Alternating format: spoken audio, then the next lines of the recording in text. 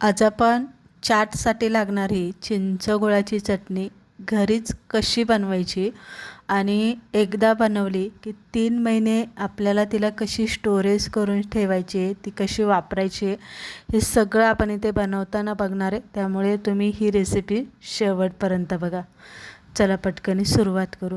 इथे मी घेतलेले अर्धा किलो चिंच घेतलेली आहे.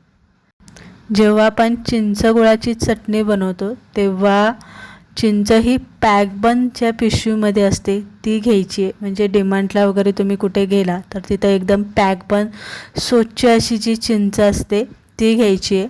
त्यानंतर चिंच आपण जेव्हा चटणी बनवणार आहे तेव्हा चिंच धुवून घ्यायची 2 पाण्याने आणि साधारणतः 4-5 तास आपल्याला ही चिंच भिजायला ठेवायची.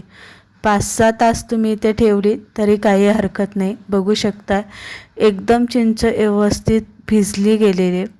आता आपल्याला चिंचचा जो कोळ असतो तो काढून घेण्यासाठी आपल्याला काय करायचं आहे, हलकीशी ही आपल्याला चिंच शिजवून घ्यायची. सुरुवातीला आपण गार पाण्यामध्येच तिला 2-4 तासासाठी भिजत घातली होती. 2-4 तासानंतर आपल्याला जेव्हा तिचा पल्प काढायचा आहे, चटणी बनवून घ्यायची आहे, तेव्हा आपल्याला जो चिंचेचा चोथा असतो तो काढून घेण्यासाठी आपल्याला चिंच पहिली अशी गरम करून घ्यायची.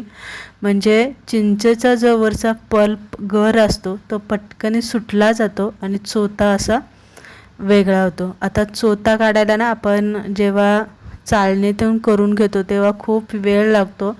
सुरुवातीला काय करायचं, आपला जो झाऱ्या असतो ना, अशी भजी तळण काढण्याचा झाऱ्या, त्यातून आपल्याला हा असा पल्प काढून घ्यायचा आहे आणि जो चोथा असतो ना तो बरोबर झाऱ्याला असा अटकून राहतो आणि पटकन होते बरं का, वेळ लागत नाही आहे. ही एकदा स्टिप आणि स्ट्रिक एक वापरून बघा, खूप छान आहे. आता इथे काढून घेतल्याच्या नंतरनं आपण चोथा इथे तुम्ही बघू शकताय. आता ही गाळणी घेतलेली आहे मी. पहिला आपण झाऱ्याने काढून घेतलं, आता गाळणी घेतलेली. गाळणीतून आपल्याला हे गाळून घ्यायचं का, तर चिंचेच्या वरची जी साल असते त्या सालीचे छोटे छोटे कण असतात किंवा छोटे छोटे चिंचेची केसं असतात, ते सगळे निघून जातं. तर इथे मी 2 वेळा गाळून घेतलेलं आहे. एकदम व्यवस्थित आपण हा पल्प इथे काढून घेतलेला आहे. आता थोडा मसाला करून घेऊया. इथे मी दालचिनीचा एक छोटा तुकडा घेतलेला आहे. 10-12 काळी मिरी मी इथे घेतलेली आहे. त्यानंतर बडीशेप छोटा 1 चमचा, जिरं 1 चमचा घेतलेला आहे आणि मेथीचे दाणे जे असतात ते मी इथे थोडेसे घेतलेले आणि थोडा ओवा घेतलेला आहे. हे हलकंसं आपल्याला गरम करायचं.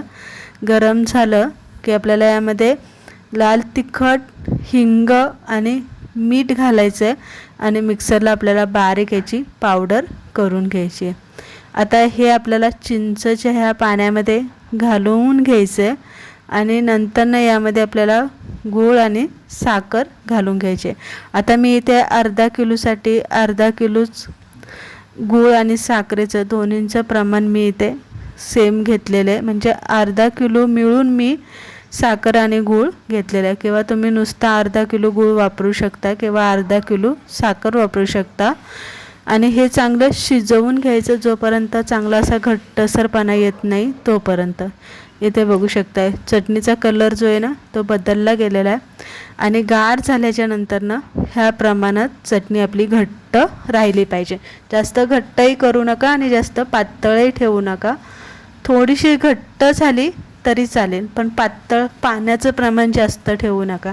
आता स्टोरेज आपल्याला स्टोअर कशी करून ठेवायची, चांगली एक काचेची बरणी घ्या, तिला थोडीशी हलकीशी अशी गरम करा आणि मग आपल्याला यामध्ये चिंचेची ही चटणी भरून ठेवायची. चिंचेची चटणी भरून ठेवली की फ्रीजमध्ये ठेवा आणि जेव्हा पाहिजे तेव्हा तुम्ही ही चटणी 3 महिने